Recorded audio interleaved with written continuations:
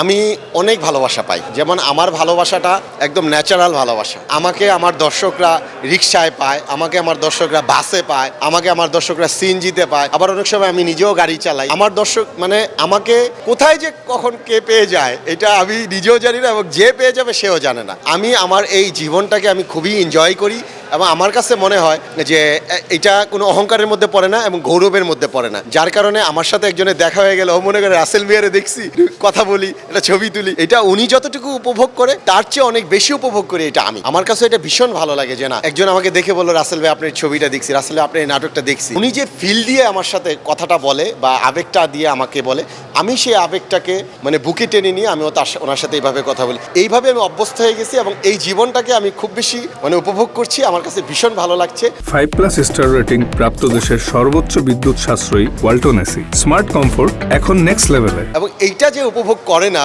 তার কাছে কিন্তু আবার আমার এই কথাগুলো ভালো লাগবে না। তা আমি মনে করি যে এই উপভোগ্য জীবনটা আমার চলমান থাকুক, এই জীবনে আমার আর কোনো বাধা না আসুক, এই জীবনে আমার আর কোনো কষ্ট না আসুক। এই জীবনটাকে যেন আমি একদম রেলগাড়ির মতন কোথাও না থেমে একদম আমার মৃত্যুর আগের দিন পর্যন্ত আমি যেন সুন্দরভাবে চালিয়ে যেতে পারি। এটা আপনারা সবাই আমার জন্য দোয়া করবেন এবং সবাই আমার পাশে থাকবেন।